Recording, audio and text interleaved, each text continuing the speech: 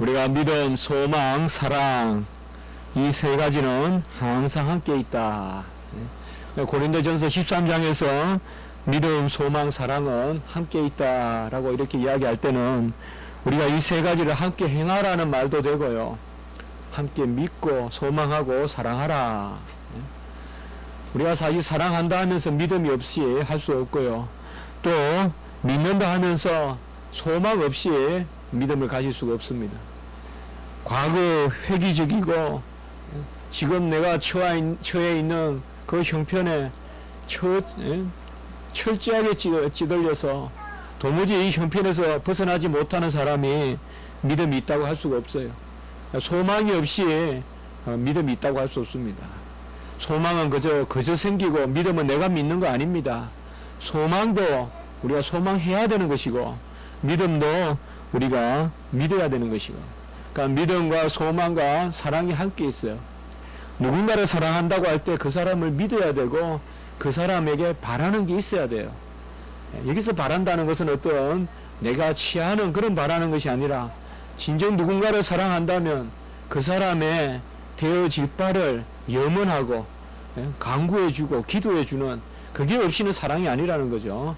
그래서 믿음, 소망, 사랑이 항상 함께 있어도 그 중에 제일은 사랑이다라고 이렇게 이야기하는 것은 특별히 하나님의 사랑이 없이는 모든 출발이 불가능하다.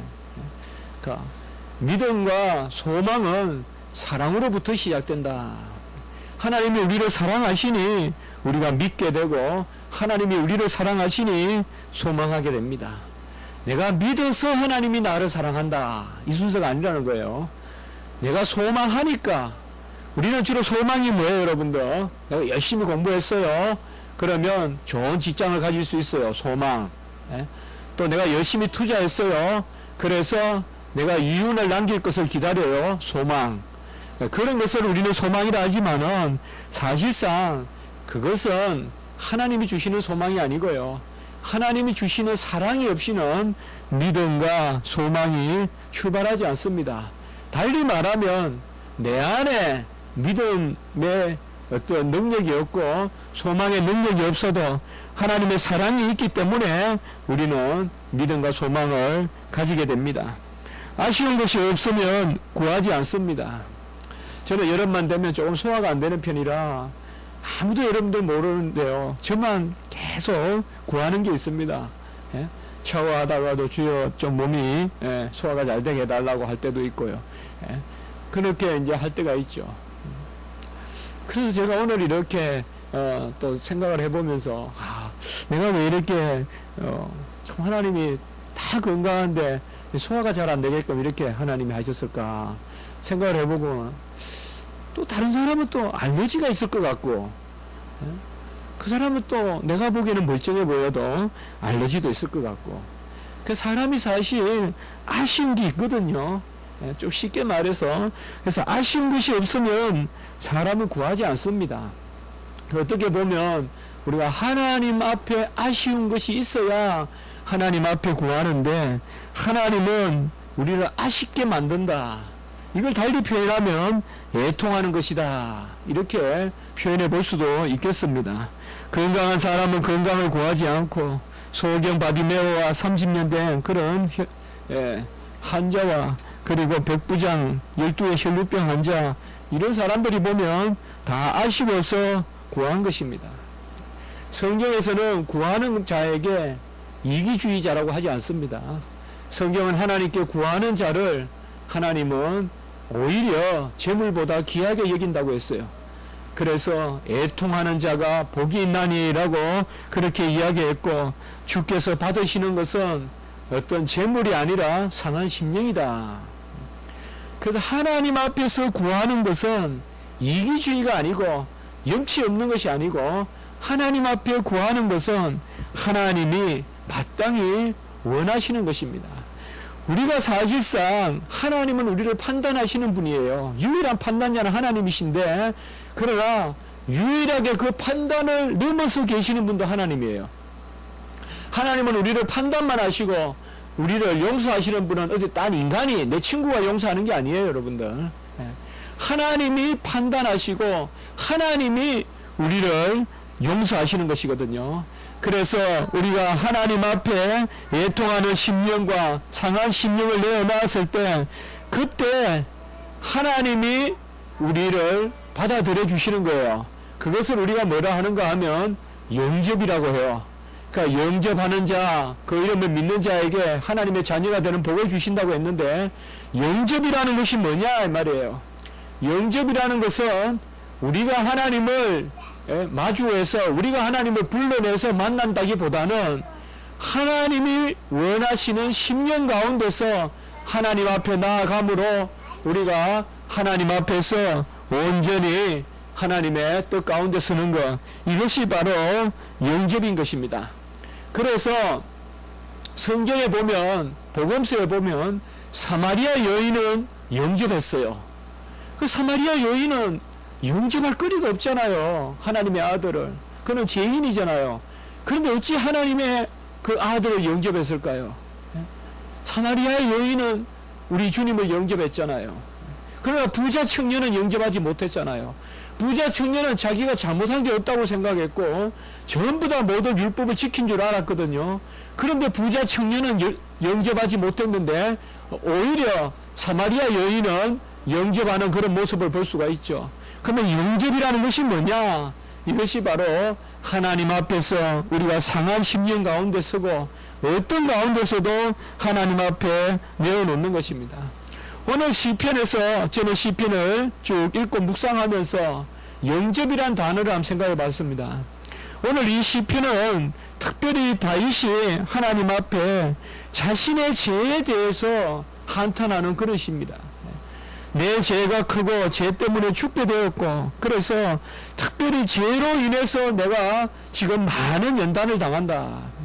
사실 시편에는 보면 의인이고 하나님 앞에서 내가 온전하고, 그러나 그 온전함을 우리가 계속 이야기했지만은 하나님이 그렇게 삼아주시는 온전함이 있는데 오늘 이 시편에서는 특별히 바로 하나님 앞에 죄를 내어놓는 그 모습을 우리가 볼 수가 있습니다. 그래서 죄인으로서 다윗이 하나님 앞에 서는 모습, 이것이 바로 오늘 이 시편의 모습인 것입니다. 우리는 죄에 대해서 벌하시는 분이 하나님이시기 때문에 죄를 가지고 용서를 다른 데서 구한다. 아닙니다. 죄를 판단하시는 분도 하나님이시고 형벌하시는 분도 하나님이시고 구원하시는 분도 하나님이십니다.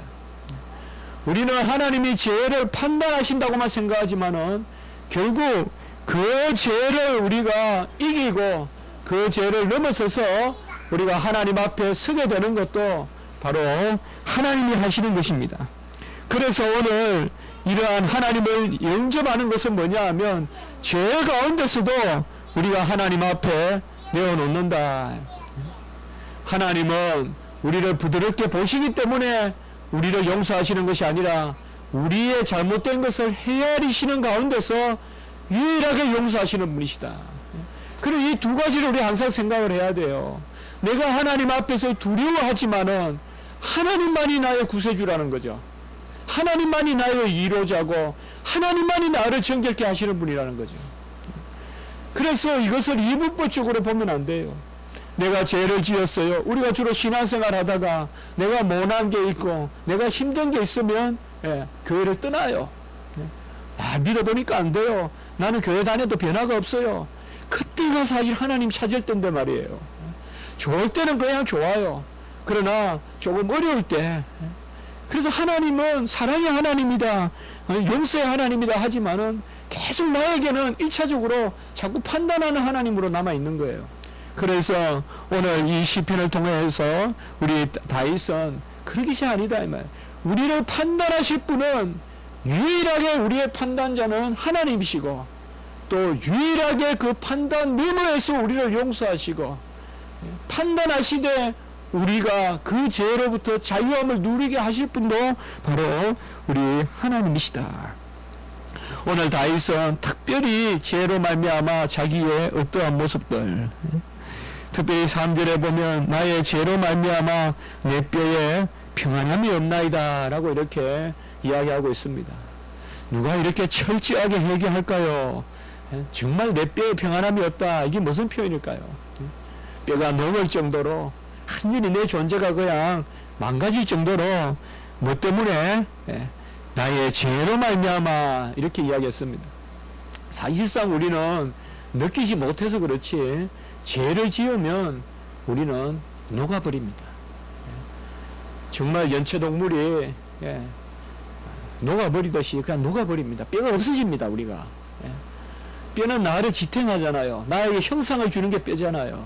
죄가 있으면 완전히 그냥 허물어집니다. 얼굴이 허물어지고요. 모든 것이 허물어집니다. 그게 바로 내 뼈가 평안이 없다 이 말이에요. 그러니까 내 뼈가 그냥 녹고 내 뼈가 사시나무 떨리듯이 떨린다는 것입니다.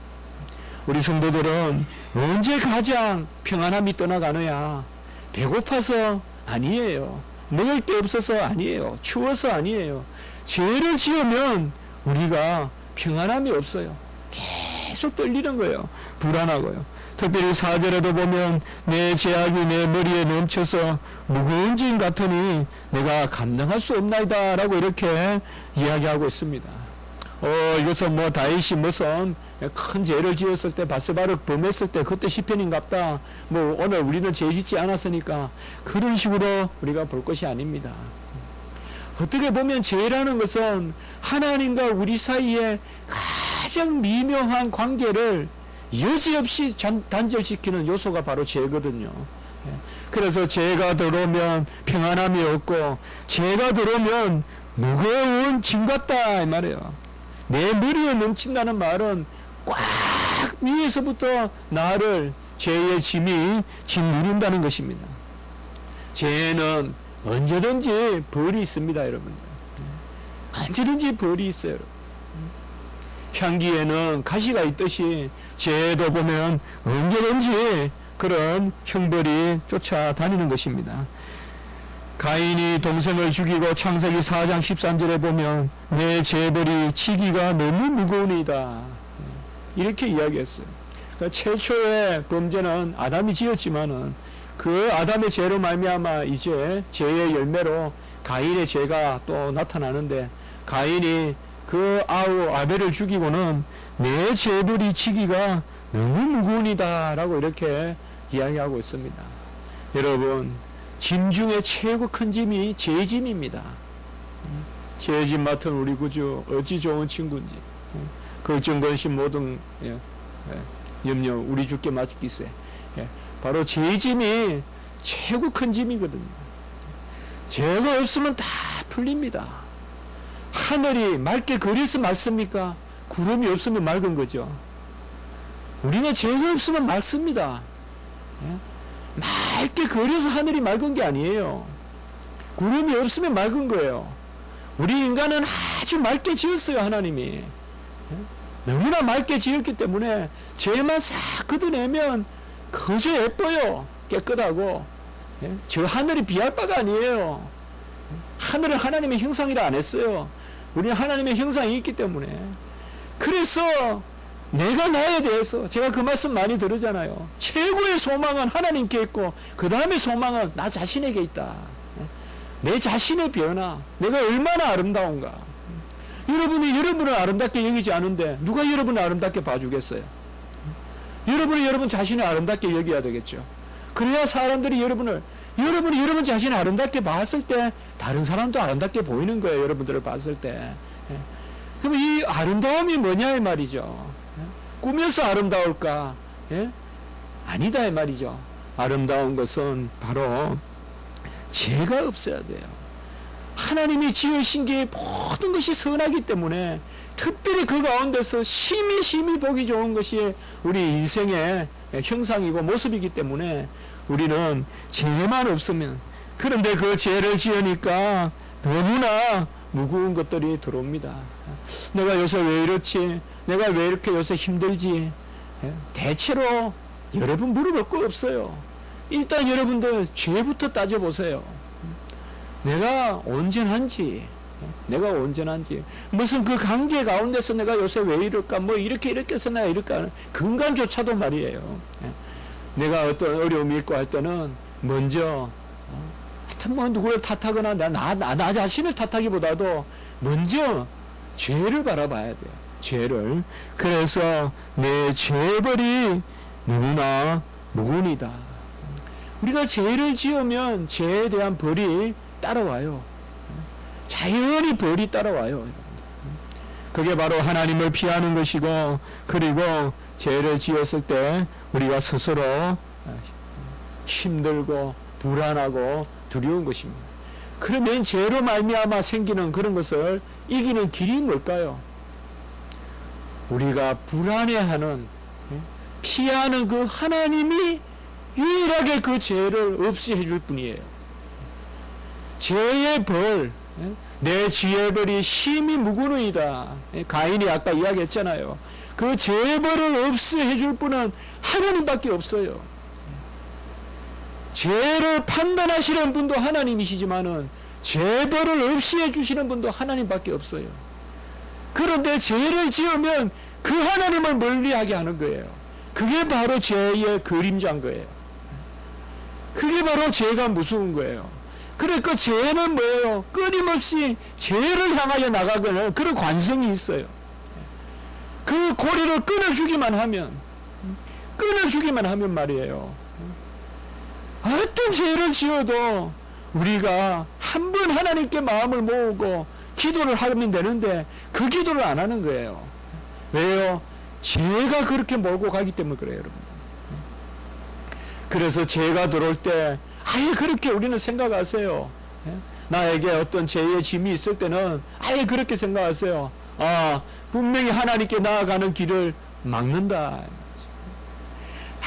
아주 기분 나쁘고 아주 시험 들고 아주 정말 원망스럽고 힘들 때 도무지 생각나지도 않는 그때 기도하시라 이 말이에요. 그때 하나님을 부르시라 이 말이에요. 그때 하나님을 부를 때 그 하나님이 모든 것들을 온전케 하거든요. 우리가 살아보면요, 마음 난탄 많이 하지만 다 내 탓이에요. 다 내 탓이에요, 여러분. 내가 그 자리에 서 있으니까 돌이 날라오고요. 내가 그 근처에 가니까 흙탕 물에 빠지고요. 다 내 탓이에요. 뭐 누가 나를 확 잡아당겨서 흙탕 물로 집어넣은 것 같이 생각할지 몰라도 다 내 탓이에요. 다 내 탓이에요. 바로 그때 좌절하느냐, 그때 다시 여호와 하나님을 부르짖느냐. 이사야 9장 13절에 보면 그 백성이 자기들을 치시는 이에게로 돌아오지 아니하며. 자, 치는 사람에게 누가 돌아가겠어요? 그런데 지금 이사야에서 하나님은 이 이스라엘 백성을 지금 이렇게 지칭하고 있는 거예요. 그 백성이 자기들을 치시는 이에게로 돌아오지 아니하며 만군의 여호와를 찾지 아니하도다. 하나님이 우리를 쳐요. 누가 우리를 종아리 때려요? 부모님이지. 그러나 누가 우리에게 밥을 주시고 누가 나에게 세건세건 잠들 곳이 있어요. 막 부모님이 힘들게 하면 집을 나오고, 집을 나와서 자면 그 잠이 단잠이 옵니까? 단잠이 안 오잖아요.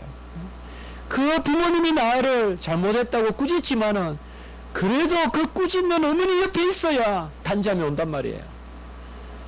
치는 하나님께 돌이켜야 된단 말이에요. 하나님이 좋아, 너 좋아, 너 좋아, 좋아, 뭐 괜찮아, 죄 좀 지어. 그러니 하나님께 가자, 이게 아니라 이 말이에요. 하나님은 죄를 멀리 하시고, 하나님은 우리를 치시기도 하시지만은 그 치는 하나님에게로 왜 돌아오지 않느냐라고 이사야 선지자는 그렇게 말하고 있습니다. 이사야 59장 2절에도 보면 죄가 하나님의 얼굴을 가린다라고 이렇게 이야기합니다. 어떻게 보면요, 죄는 지을 수밖에 없어요. 우리가 아직까지. 중요한 것은 죄를 지었을 때가 문제예요. 우리는 어쨌든 똑바로 길을 가려고 하지만 삐뚤삐뚤해요. 돌아보면 아직까지. 아무도 직선을 걸을 수 있는 사람은 없어요. 아직까지. 우리가 이 땅의 인생은 다 연약하기 때문에, 허물이 있기 때문에 여전히 아직까지는 그래요. 이때 우리가 뭐예요? 중요한 것은 죄를 짓는 것, 그걸 우리가 금해야 되지만은 그것보다 더 중요한 것은 뭔가 하면 여호와의 얼굴을 가리게 해서는 안 돼요. 항상 여호와의 얼굴을. 그 여러분들 평소에 준비해야 돼요. 내가 시험에 들어도 여호와를 찾는 것을, 제가 그러잖아요. 믿음은 하나님 앞에 나아가는 것이다. 믿음은 뭐 하나님 앞에 어떤 감화, 어떤 지시, 하나님에 대한 어떤 시인, 동의, 그런 말 많이 할 수 있지만 믿음은 하나님 앞에 나아가는 것이다. 말씀 가운데 나아가는 것이다. 항상 우리는 뭐요? 여호와의 얼굴을 가리지 않는, 오늘 시편 기자는 바로 그걸 이야기하고 있습니다. 죄를 지으면 죄벌이 들어와요. 같이 해봅시다. 죄벌. 죄벌이란 말이 뭘까요? 너무 좋은 말이죠. 잘 번역된 것 같아요. 예. 죄책이라고도 하는데, 아까 제가 창세기에서 인용했어요. 가인이 내 죄벌이 지기가 너무 무거우니다. 너무 좋아요, 이 말이. 그래서 저는 죄벌이란 말을 써볼게요. 죄벌이란 말은 뭔가 하면 죄에 따르는 당연한 벌이에요. 예. 가시를 만지면 아프죠. 그게 죄벌이에요. 예. 당연한 거예요. 당연한 거예요, 여러분들. 예. 당연한 거예요. 술을 마셨는데 음란하지 않다. 거짓말이에요. 술을 마시면 다 음란해져요, 사람이. 예? 다 음란해지는 거예요, 여러분들. 정신 없어져요. 예? 그게 죄벌이에요. 죄는 당연히 벌이 따르는 거예요, 여러분들. 예?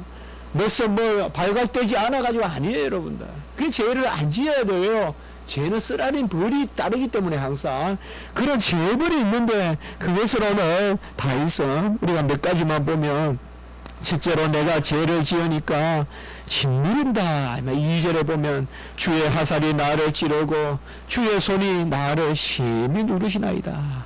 예. 여러분, 우리 아무도 죄 짓기 싫죠? 왜요? 예. 들킬까봐? 아니죠. 죄가 싫은 거죠. 죄가 싫으니 죄를 짓기 싫은 거죠. 그 왜 죄가 싫어요? 죄는 마땅하게 더러운 게 붙어 있고, 죄는 마땅하게 우리를 죽이는 독이 도사리고 있기 때문에 우리는 죄를 싫어하죠. 아주 불꽃의 영광로를 딱 한 번은 잡아보지만은 두 번 안 잡죠. 왜요? 딱 잡으면 그냥 손에 타버리기 때문에. 그래서 마찬가지란 말이에요. 죄를 지으면 짓눌리는 게 있어요, 여러분들. 막 짓눌려요. 뭔가 모르게 불안해요. 바쁜 거와 불안한 건 다른 거예요, 여러분들. 쫓기는 거와 바쁜 건 또 다른 거예요, 여러분들. 바쁜 것은 사실 괜찮아요. 쫓기는 게 문제예요. 쫓기는 건 죄예요, 여러분들. 쫓기면 안 돼요. 어떻게 될까요, 여러분들? 그래서 죄를 지으면 짓누르는 것이 있는데 주의 손이 끊임없이 짓누른다. 그리고 죄를 지으면 영혼의 상처와 육체의 상처가 있다고 합니다. 저는 이 말씀을 그대로 한번 여러분들도 생각해 봤으면 좋겠습니다. 우리가 죄가 건강과 연결될 수도 있어요. 바로 죄벌이 건강일 수도 있어요, 여러분들. 너무 탐욕한다거나, 너무 폭식한다거나, 또 너무 과하게 남의 것을 취해서 내가 가진다거나, 그런 것들은 내 육체에도 결코 유익하지 않아요, 여러분들. 결코 유익하지 않아요. 아무리 사치가 좋다고 해도 이 여름에 밍크 코트 입고 다니면 육체에 좋겠어요? 그건 죄죠. 뭐 필리핀에서는 그 사교 클럽에 가면 뭐 여름에 에어컨 틀어놓고 밍크 코트 입고 모인다 하대요. 이게 바보지, 바보들. 예. 부를 자랑하려고. 그게 뭐예요? 그 다 건강을 잃는 거예요. 안 그래요, 여러분들? 건강을 잃잖아요. 죄는 그런 거예요. 짓누르는 게 있고, 그 다음에 상처가 있는데, 육체의 상처가 있어서 오늘 보면, 내 살에 성한 것이 없고, 썩어 악취가 나고, 기력이 쇠하고. 우리는 다 연한이 있습니다. 우리의 수명이 있어요.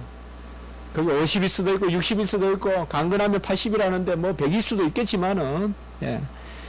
죄의 상처로는 우리가 죽지 말자 말이죠. 하나님이 정하신 연한은 살되 죄의 어떤 내 살이 성한 것이 없고 죄 때문에 썩어서 악취가 나고, 그리고 죄는 또한 영혼의 상처도 줍니다. 피곤하고 심히 내 마음이 상하고 내 마음이 불안하여 신음한다라고 오늘 8절에서 말하고 있습니다. 그리고 종일토록 슬픔이 있다고 이야기하고 있습니다. 우리가 한번 생각을 해보세요. 어떤 한 사람이 있어요. 그 사람은 정말 다른 사람을 좋아해요. 다른 사람이 잘 되는 거 즐거워해요. 자, 내 옆에 누가 노래를 잘 부르는 사람이 있어요. 야, 나는 너무나 행복해. 나는 노래를 못하는데 저 사람 노래를 너무 잘 부르니 얼마나 좋아. 내가 좀 못해도 저 사람이 잘 부르니 나는 저 사람 노래 들으면 얼마나 기분이 좋아. 아주 기분 좋은 거예요. 그 사람하고 같이 있는 게. 그러나 정반대로 나는 왜 이렇게 노래를 못할까? 저 사람은 잘하는데. 이렇게 말하면 뭐예요? 정반대죠. 동일한 일을 놓고도. 우리 그냥 회사에 누가 피아노 잘 치는 사람이 있어요. 야, 기분 좋다. 우리 어디 야외에 갈 때마다 저 사람 피아노 치주고 하면 우리는 얼마나 기쁠까? 그렇게 생각하면 얼마나 마음이 편해요. 그러나 시기와 질투가 있어가지고 매번 나는 피아노 못 쳤는데 저 사람 피아노 치가지고 막 인기를 얻는 것 같고, 그러면 어떻게 되겠어요? 사실상 우리가 가만히 생각해 보면 여호와의 마음, 주님의 마음을 가지면 내 영혼에 누릴 게 없어요. 다 내가 안 한 거 누리려고요. 모르는 거 말하려고요. 없는 거 있는 것이 드러내려고요. 전부 다 죄 때문에 우리 안에 슬픔이 들어오고 억눌림이 들어와요. 죄를 걷어내면요, 바빠도 즐겁고 정말 힘들어도 즐거워요. 죄 때문에 우리 머리에 두통이 오는 거예요. 그래서 그런 것들이 바로 영혼의 상처다. 이것이 다 죄의 결과다. 그래서 다윗은 지금 그렇게 노래하고 있어요. 우리가 100% 병자는 죄 때문에 그렇다, 그건 아니에요. 제가 그렇게 설교하는 거 아니에요, 여러분들. 그러나 오늘 여기에서 다윗은 자기가 처한 모습을 보니까, 내가 죄를 지으니까 이거 건강도 말이 아니고 날마다 근심이 있고 이게 전부 죄 때문이다, 이 말이에요. 죄 때문이다. 그리고 죄 때문에 이제 세 번째는 보면 세상 사람들이 나를 대적합니다. 저는 우리가 세상에서 착하게 살아도 세상 사람들이 나를 대적한다, 이렇게 쉽게 이야기하는데 한번 깊이 생각해 봤으면 좋겠어요. 정말 내가 착하게 살았을 때 세상 사람들이 나를 대적하는지. 그런 경우도 있지만 사실상 우리가 착하게 살면 존중받아요. 어느 모임이든 가장 착한 사람은 있어요. 그런 사람들은 다 아껴요. 사랑하고요. 우리 신학교에도 보면 정말 성자라는 그런 최홍석 교수님이라는 분이 계시거든요. 다 좋아해요. 그분은. 다 좋아한다고요. 그래서 내가 뭐 좀 착하게 살려고 해도 세상은 나를 대적한다, 이런 말도 너무 쉽게 할 게 아니에요. 어떻게 보면 오늘 다윗은 내 죄 때문에 세상이 나에게 대든다, 이렇게 생각해요. 내가 죄가 있으니까. 이게 정말 고급스러운 영적인 수준이에요. 내가 약하니까 사람들이 나를 업신여기고, 내가 약하니까 사람들이 나를 꼬리로 여기고, 이건 하수가 생각하는 거고, 이런 영적인 거장들이 생각하는 거는 뭐냐 하면 죄를 지으니까 세상에서 나를 대적한다, 이 말이에요. 내가 좀 더 악하지 못해서 세상에서 내가 착하니까 대적한다, 이렇게 생각하지 않고 내가 죄를 지으니까 대적한다. 여호와 하나님은 어김이 없어요. 더 착해야 돼요. 그럼 우리가 머리가 돼요. 더 착해야 돼요. 그러면 내 주변에 친구들이 생겨요. 뭐 내가 더 교활하지 못해서, 내가 더 빈말을 잘 못해서 친구가 없고, 아니에요. 가만히 있어도요, 다 구석에 있는 것 같아도 다 바라봐요. 다 바라본다고요. 꽃 한 송이가 그 큰 길 대로가에 외롭게 피었어도 다 지켜보는 거예요, 사람이. 그냥 안 있어요. 그거예요, 바로. 오늘 여기서 다윗은 솔직하게 내놓는 거예요. 내가 죄를 지으니까 육체도 병이 오고 내 마음도 억눌리고 슬픔이 들어오고 그리고 짓눌리고 그리고 세상도 나를 멸시하는구나. 주여 어디로 가야겠나이까? 주여 종이 어찌하겠나이까? 분명히 하나님 앞에서 죄를 지었는데 이 죄 때문에 이런 결과가 났는데 내가 누구에게 도망을 치리까? 가룟 유다는 사람에게 도망을 쳤죠. 하나님이 나를 판단하시고 가룟 유다도 알았거든요. 그에게는 죄가 없고 그는 정결한 피라는 걸 알았거든요. 가룟 유다도 고백했어요. 예수의 피는 정결한 피라고 고백했거든요. 그래서 가룟 유다가 깨달은 거예요. 죄 지었다. 그때 가룟 유다는 그런 생각을 한 거예요. 하나님 앞에서 내가 죄를 지었으니까 하나님을 피하자라고 생각한 거예요. 그래서 제사장들을 찾아가요. 이것은 잘못된 길이다 이 말이에요. 내가 죄를 지었을 때 우리는 다윗과 같이 삭개와 같이 나서야 되겠다 이 말이에요. 다윗과 같이 죄를 지었지만은 회개하고 말이에요. 저는 다윗이 어떤 전쟁보다도요, 밧세바를 범했을 때 기도하는 모습, 저는 이게 가장 다윗의 고급스러운 차원이라고 여겨져요. 어떻게 다윗이 천천히요 만만히고 칭찬받던 사람이 그렇게 선지자가 평가했을 때 선지자를 죽여버리든지 아니면 자기가 죽든지 둘 중에 하나를 택했을 거야 아마. 안 그렇겠어요 여러분들? 여러분이 왕이라 쳐보세요. 왕인데 어느 목사님이 왔어요. 나는 교회 다녀요. 왕인데 대통령이에요. 그런데 안전히 당신 누구 살인했다라고 이야기하고 간음했다고 이야기했을 때 목사를 죽여버리든지 아니면 맞습니다 하고 자기가 부끄러워서 그냥 자살하든지 하겠죠. 이 둘 중에 하나가 요새 사람들이 너무 많이 선택하는 길이잖아요. 너무 자살도 많이 하고요. 그러나 다윗은 그게 아니잖아요. 다윗은 그때 딱 기도했잖아요. 이거 우리가 가져야 돼요 여러분. 신앙인들이 죄를 지적받았을 때 즉시 무릎 꿇을 수 있어야 돼요. 이거 정말 중요한 일이에요. 끝까지 버티고 끝까지 내가 옳다 그러고 그거 안 된다 이 말이에요. 나의 죄를 깨달았을 때 허심탄회하게 인정하고 삭개오 말이요 삭개오. 죄가 있다고 피해가고 위선하지 않고 삭개오는 예수님을 만나려고 나갔잖아요. 오늘 이 다윗의 심령은 바로 그런 거예요. 바로 삭개오와 같이 예수님 앞에, 예수 앞에 나가면 우리 죄가 다 보여요. 예수님은 거울과 같아요. 그래도 예수님밖에 없어요 우리는. 여기에 우리의 두려움과 함께 화평이 있는 거예요. 그래서 심히 두렵고 떨지어다 너의 구원을 이룰지어다 하지만 그 두려움과 떤다는 것은 뭐냐 하면, 두려움과 떤다는 것은 피하는 게 아니라, 피한다 그러면 이것은 세상의 두려움이죠. 우리는 같이 합시다. 거룩한 두려움. 거룩한 두려움이에요. 거날 만한 두려움이에요. 그래서 너희의 두려움과 너희의 떨므로 구원을 이룰지라고 말한 거예요. 그래서 우리는 두렵고 떨리지만은 하나님 앞에 나가야 된다 이 말이에요. 엘리야가 제사를 드릴 때 갈멜산에서 물을 12통을 붓고 제물을 해가지고 부었어요. 그때 하늘에서 불이 내려왔어요. 심판의 불이 내려와가지고 싹 물을 핫아버렸어요. 4통으로 3번 해가지고 12통 12지파에 물을 부었어요. 하나님은 불의 하나님이에요. 그런데 그 불 안에 그랬을 때 엘리야가 비를 주시는 하나님이에요. 불 안에 비가 들어있는 거예요. 불 안에 비가 들어있단 말이에요. 그 태우는 불과 같은 심판 안에 단비가 들어있단 말이에요. 이것이 바로 여호와 하나님이 우리를 붙드시는 위로란 말이에요. 그 불 앞에 나가야 되는데 바알이니 아세라니 850명은 이것저것 피해 다니고 전부 다 죽어버리잖아요. 우리는 어떻게 보면 활활 타는 불 안에 있지만 시원한, 그것이 바로 여호와 하나님 앞에서 내가 다 내어놓고, 제가 말씀을 준비하면서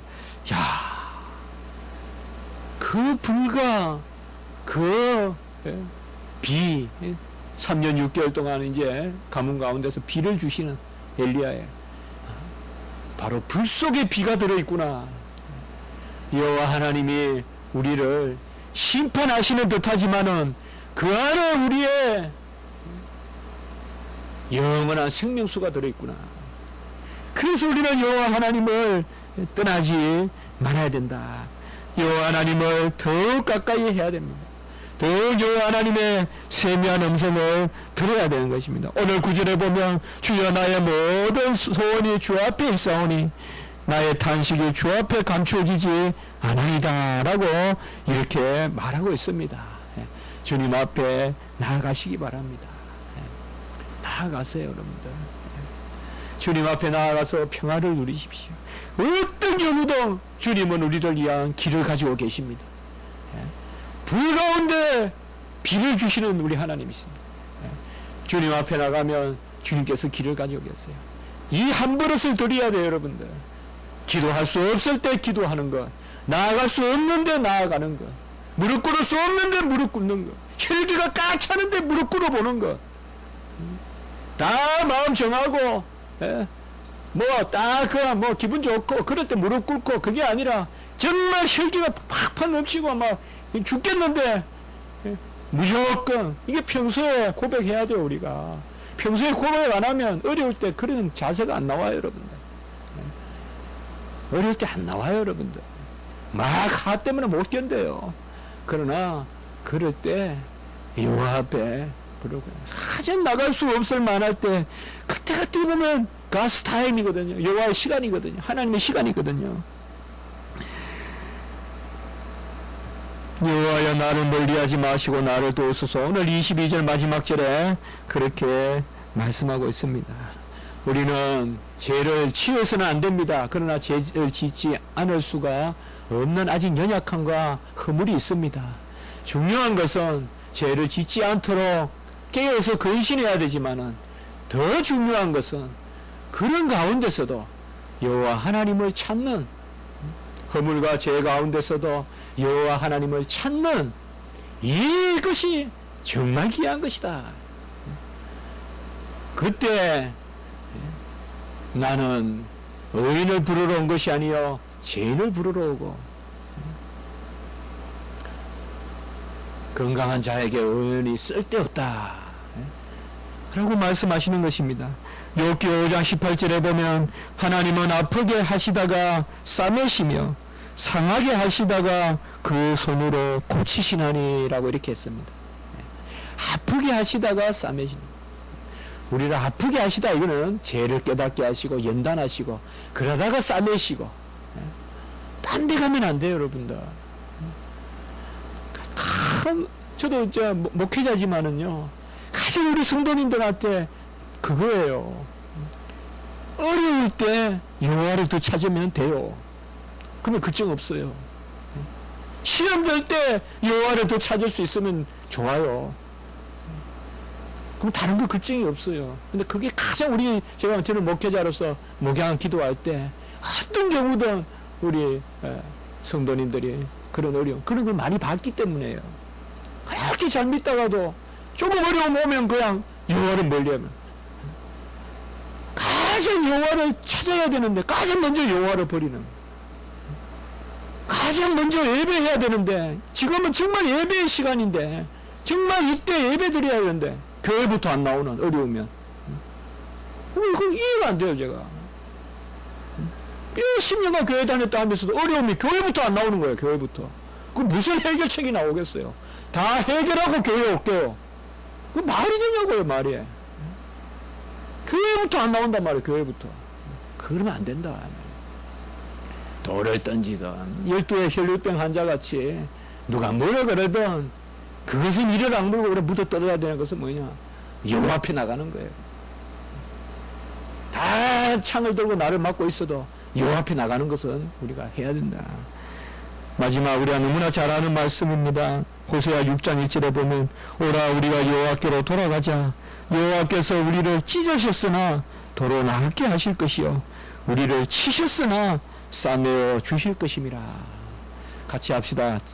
치시는 여호와께 속히 돌이키자. 이것이 오늘 말씀입니다. 가장 고상한 신앙의 지경이라고 여깁니다.